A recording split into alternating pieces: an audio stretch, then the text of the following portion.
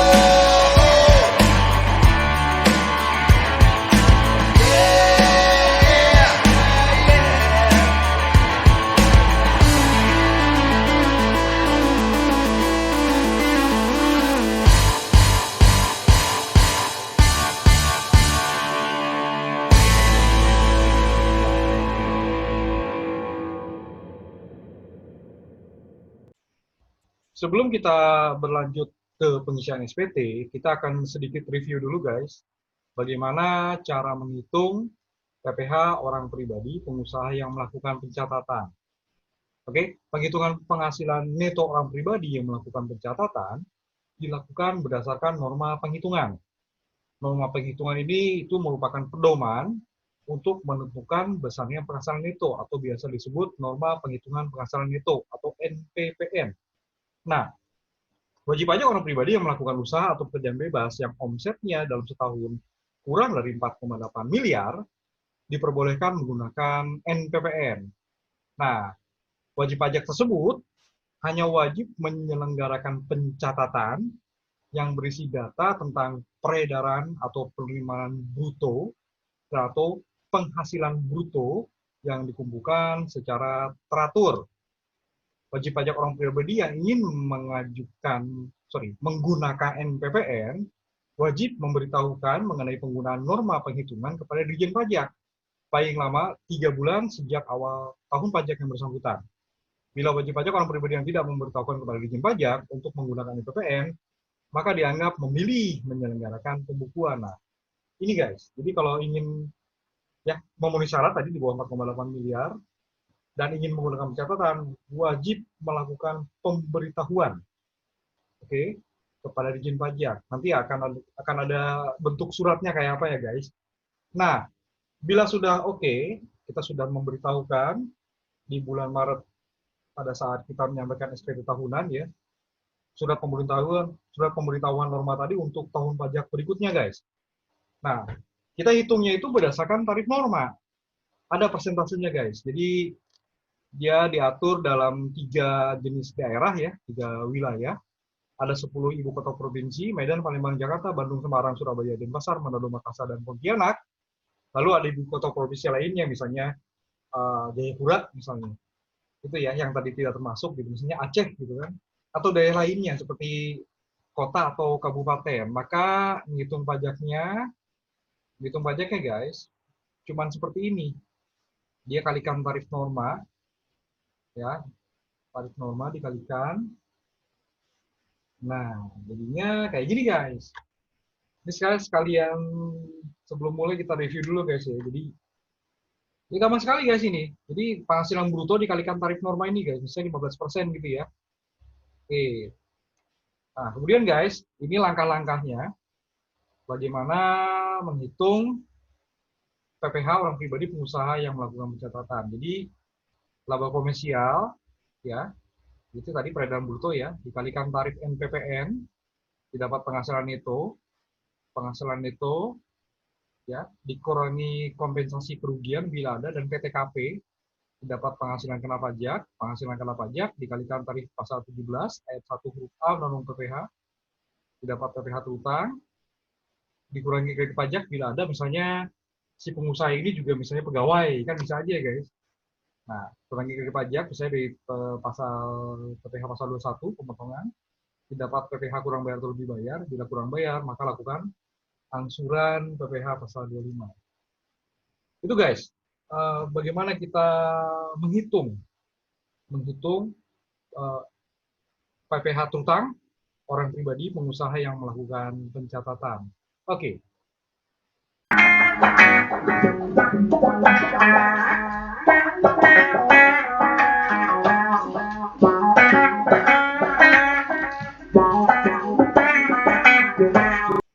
Dokumen yang dibutuhkan dalam pengisian SPT tahunan, ya, SPT 1770 berarti ya, bagi yang melakukan pencatatan. Ini sama seperti waktu kita membahas pengusaha yang dikenakan PPh final 0,5%, guys. Cuman bedanya mungkin di sini ada tambahan atau mungkin ada dokumen baru ya. Selain tadi sudah disebutkan ya, harus ada dokumen berupa surat pemberitahuan menggunakan pencatatan dan memperhitungkan penghasilan itu berdasarkan NPPN. Nanti ada format suratnya sendiri ya. Nah, selain itu guys, selain surat itu, sisanya sama ya, yang ada di induk ini, SPT. Sekali lagi, bila dikuasakan maka wajib ada surat kuasa khusus guys. Oke, kalau ternyata kurang bayar, tentunya SSP nomor ketiga, di sini juga harus disampaikan. Kemudian yang huruf C ini juga guys, neraca laporan laba rugi, berarti enggak ya, karena dia pencatatan berarti rekapitulasi bulanan peredaran bruto, ya, dan penghasilan lain dan biaya ini enggak ya, biaya kan enggak ada biaya kan normal ya, ngitung penghasilan netonya kan tanggal peredaran bruto dikalikan dengan tarif normal, jadi nggak ada biaya guys. Kompensasi kerugian fiskal ini bisa ya bisa tidak guys ya. Oke, tapi kalau sebelumnya apa? Tapi kayaknya nih agak ini juga ya. Tapi kalau ada sih ya masuk aja guys. Bisa bisa mungkin ada, tapi sebagian besar kalau dari awal sudah pencatatan ini mestinya nggak ada guys. Kan itu tadi tidak pernah ada biaya guys, ya. Karena dia penghasilan netonya diperhitungkan dari peredaran bruto dikali dengan tarif norma. Jadi bisa ya bisa tidak. Tapi kalau misalnya dengan pencatatan dari awal sudah pencatatan, ini bisa jadi nggak ada guys. Oke, kemudian juga bukti pemotongan pemungutan oleh pihak lain bertanggung pemerintah yang dibayarkan dipotong luar negeri bisa aja ada guys. Oke, kemudian fotokopi formulir 1721A1 yang tadi ya kalau bekerja di sini di beberapa lembar. Angsuran PPh pasal 25 tahun pajak berikutnya ini bisa aja terjadi guys. Ya, bisa aja terjadi di sini. Nanti kita akan lihat contohnya ya. Perhitungan PPh terutama bagi wajib pajak dengan status PHMT. Kebetulan yang saya ambil contoh ini PHMT guys, untuk yang pencatatan ini. Oke, lanjut lagi. Oke, daftar jumlah penghasil pembayaran PPh pasal 25 khusus untuk orang pribadi pengusaha tertentu di sini yang punya outlet lebih dari satu tempat. Kebetulan contohnya kita enggak, dia cuma punya satu outlet guys.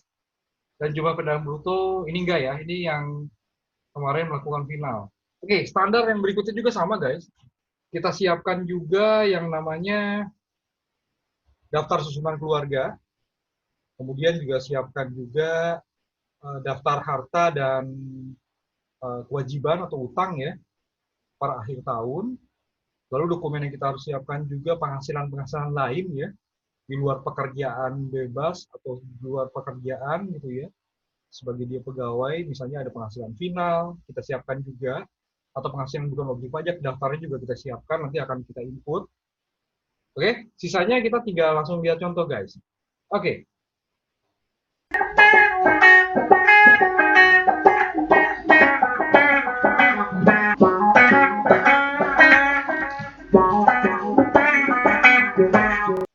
Oke, sekarang kita akan lihat contoh bagaimana mengisi SPT tahunan orang pribadi, pengusaha yang melakukan pencatatan.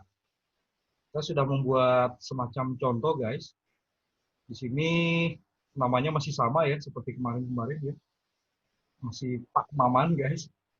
Masih Pak Maman. Jadi di sini Pak Maman, dia statusnya adalah kawin dengan satu tanggungan atau anak ya, adalah pegawai di PT Selalu Abadi. Berarti dia pegawai. Kemudian istri Pak Maman, Nani, merupakan pegawai di salah satu perusahaan dan berkehendak untuk memiliki NPWP sendiri.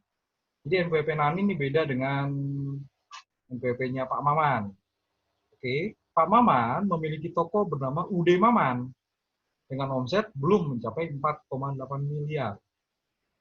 Oke, Pak Maman memilih untuk menggunakan pencatatan dan menggunakan NPPN. UD Maman termasuk dalam bidang perdagangan besar atas balas jasa, fee atas kontrak. Anggap aja dia perdagangan lah ya. Perdagangan besar dia bisa aja perdagangan besar bisa aja toko kelontong kan gitu ya. Oke. Nah, di sini KLU-nya Pak Maman adalah 46100 dengan tarif untuk NPPN untuk Jakarta 25%. Nah, ini untuk kode 46100 guys di PR17 lampiran 1. Oke, halaman 203 ya, kalau mau nyocokin silahkan ya. Ini kita ambil langsung dari peraturannya guys, tarif normanya 25% untuk Pak Maman karena dia ada di ibu kota ya. 10 ibu kota yang disebut di peraturan yang tadi sudah kita review guys, Jakarta termasuk. Oke, omset Pak Maman 2,2 miliar 573 juta 100.000. Tarif NPPN 25%. Alamat kios Pak Maman di Jalan Anggur, cuman satu kios guys. Oke, ini kita abaikan ya karena tarif KLU ya sudah disebut tadi. Pak Maman memiliki penghasilan final berupa bunga tabungan deposito 100 juta dan sudah dipotong oleh pihak bank 20 juta bunganya ya. Kemudian juga punya tanah bangunan yang disewakan nilainya 150 juta. 100 juta tadi ya untuk ini nilainya 150 juta dan sudah disetor sendiri guys.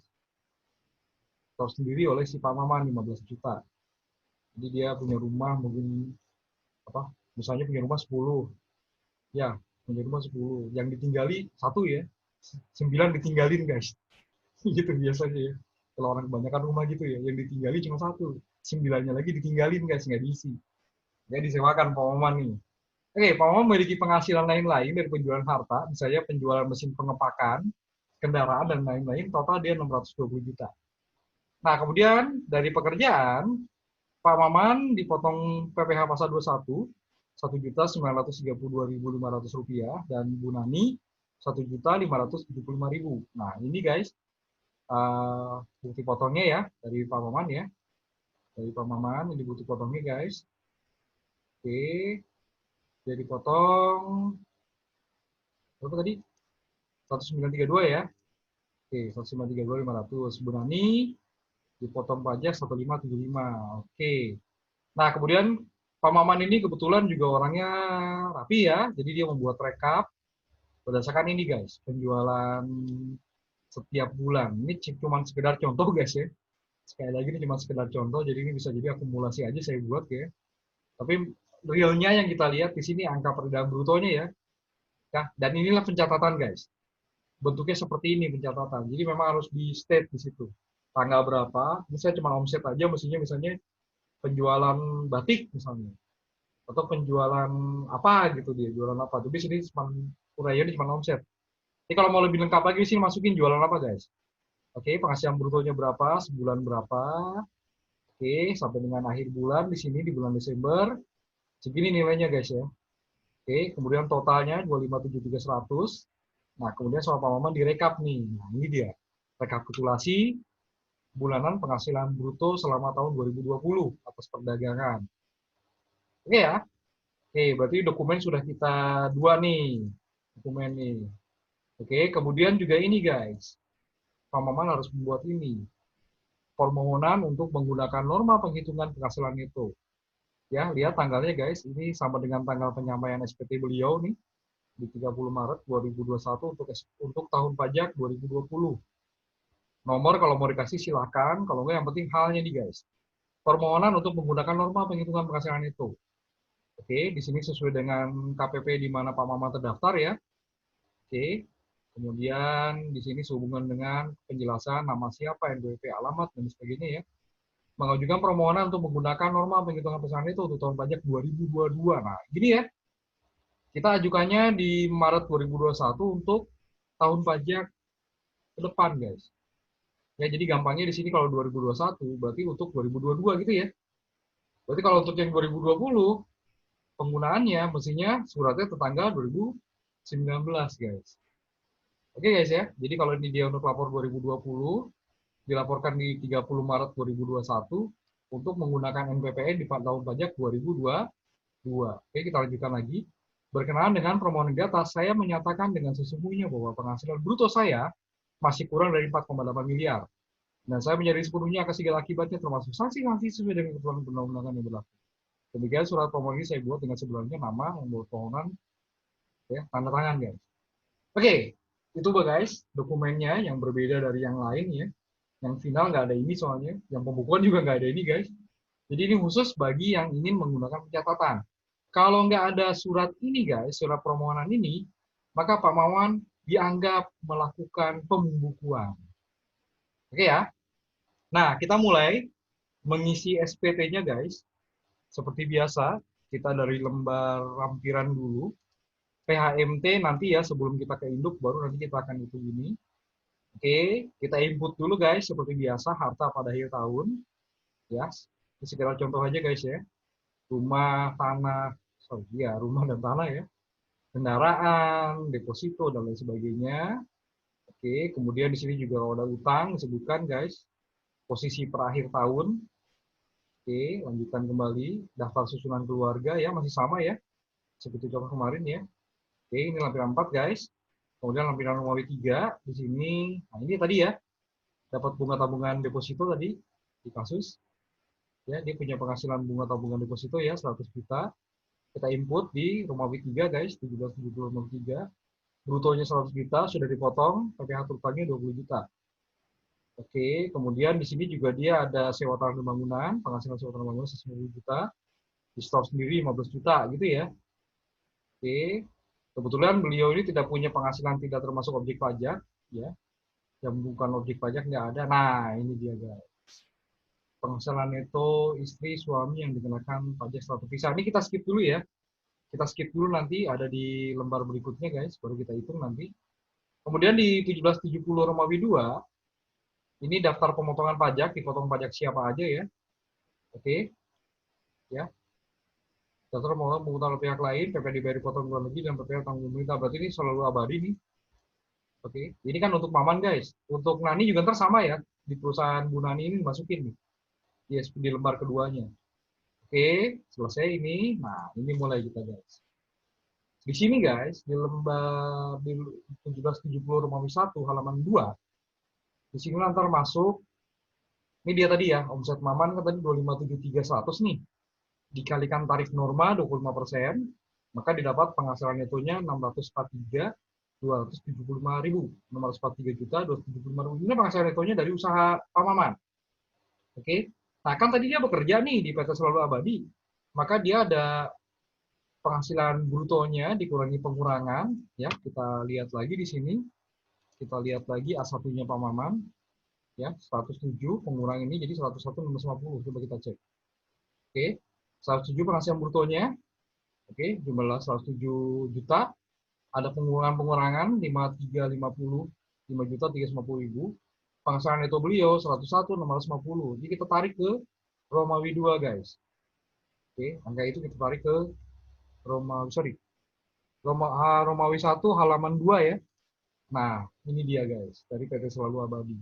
Nah, kemudian dia tadi ada jual aset juga kan kalau nggak salah. Ini ya, penghasilan dalam dirinya tidak termasuk penghasilan di dalam PL final. Nah, ini dia tadi penjualan harta ya, nomor 20. Nah, oke. Sebelum kita ke induk, kita ke MT dulu guys. Karena dari tadi kita mau ngolek dulu, mengumpulkan dulu penghasilan itu Pak Mawan itu dari mana aja. Ya, dari usaha dagang, contohnya, dari pekerjaan di PT Selalu Abadi, dan dari penjualan aset. Nanti semua penghasilan itu Pak Maman, itu nanti masuk ke lembar MT guys. Nah, ini dia. Oke, kita cek ya sekarang. Dari pekerjaan, dari usaha dan pekerjaan bebas, tadi ya dari UD Maman, dia ada 643.275, 643 juta 275 ribu. Dari pekerjaan ada 101 juta 050. Sementara Bu Nani ada penghasilan itu 85 juta 500 ribu. Kemudian dari penjualan aset tadi ya 620 juta, maka penghasilan itu total Pak Maman 1.364 juta 925 ribu. Bu Nani 85 juta. Nah, kita hitung nih dua-duanya guys. Totalnya 1.450 juta 425 ribu. Nah, dikurangi dia PTKP penggabungan guys. Ini tadi penghasilan itu gabungan ya antara Pak Maman dan Bu Nani. Dikurangi dengan PTKP penggabungan penghasilan 117 juta karena dari tadi dia kan KI 1 ya. Maka penghasilan kena pajak gabungan Bu Maman dan Bu Nani dan Pak Maman 1.333.425.000. Kita hitung pajaknya guys. Yang 50 juta dikalikan 5%, 2.500.000. Yang 200 juta dikalikan 15% didapat 30 juta. Oke, yang 250 juta dikalikan 25% didapat 62.500.000. Ini total sudah 500 ya guys. Sudah 500 juta nih.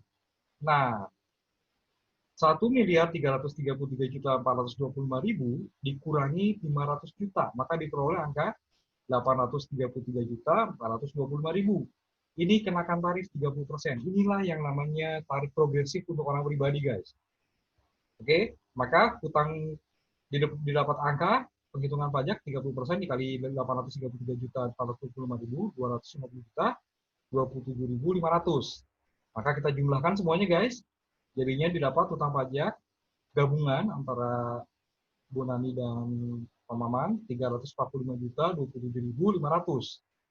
Nah, bagian pajaknya Pak Maman yang harus ditanggung oleh Pak Maman seperti biasa ya, berarti 1.364.925.000 dibagi 1.450.425.425.000, oke, dikali pajak gabungan 345.027.500, maka didapat angka utang pajaknya bagian Pak Maman ya 324.688.736 rupiah.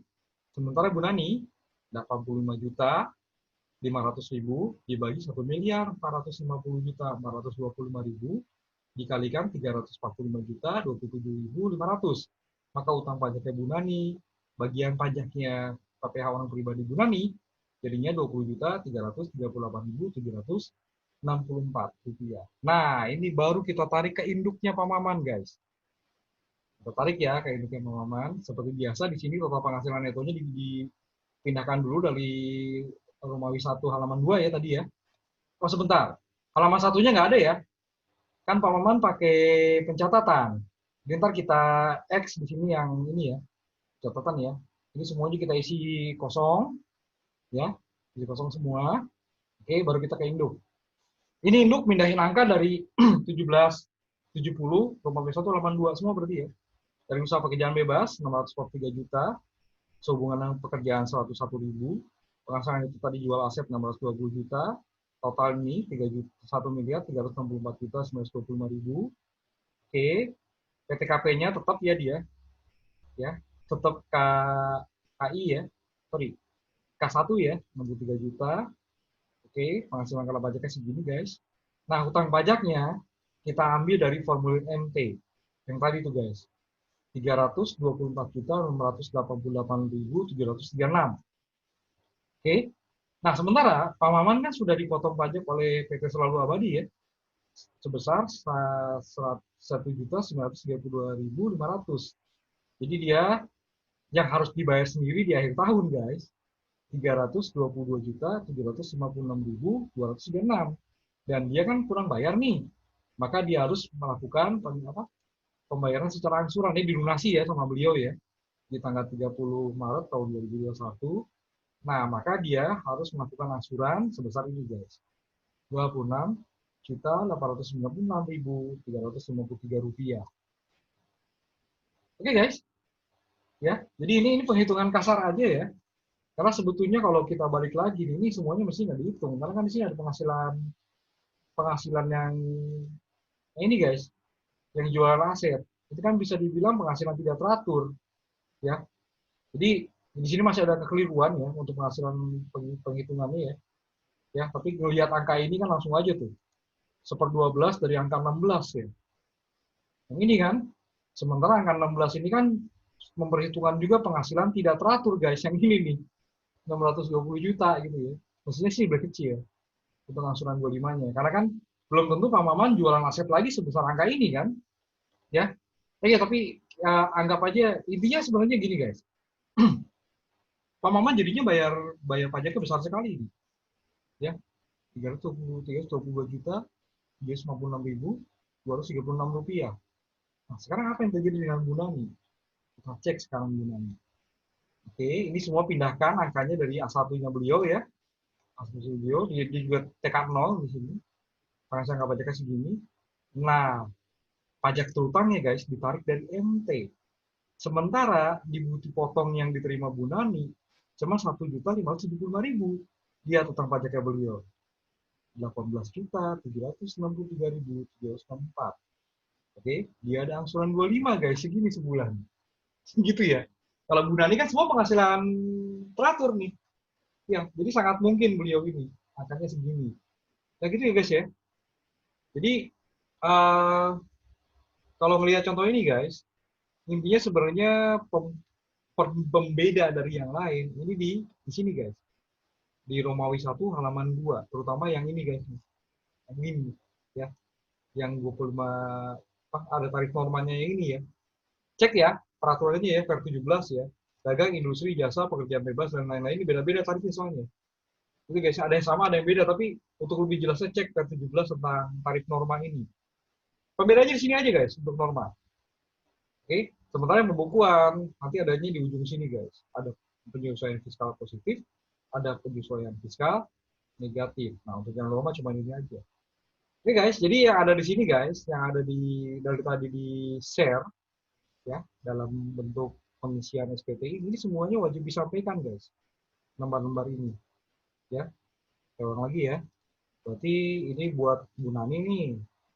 Plus tadi dia wajib melampirkan juga 1721 ya.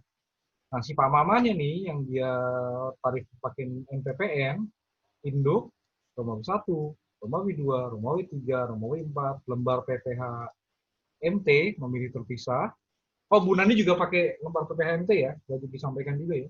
Kemudian Pak Maman juga harus membuat rekap bulanan, ya, pencatatan, ya, pencatatan, juga surat pemberitahuan menggunakan norma. Jadi kan satu, sampaikan ke KPP tempat Pak Maman terdaftar sebagai wajib pajak. Oke guys, begitulah bagaimana cara mengisi SPT tahunan orang pribadi, pengusaha yang melakukan pencatatan. Yang jelas ini beda dari yang sudah kita bahas sebelumnya ya. Orang pegawai, orang pribadi pengusaha yang melakukan dikenakan PK final 0,5%. Yang sekarang ini pencatatan. Nanti kita akan bahas lagi mengisi SPT tahunan orang pribadi pengusaha yang melakukan pembukuan. Oke guys, terima kasih sudah menyaksikan tayangan ini. Oke, terima kasih juga sudah like dan share ya. Sekali lagi jangan lupa subscribe guys di bawah ya. Oke, ya. Sampai jumpa di video Andrik Channel berikutnya. Assalamualaikum warahmatullahi wabarakatuh.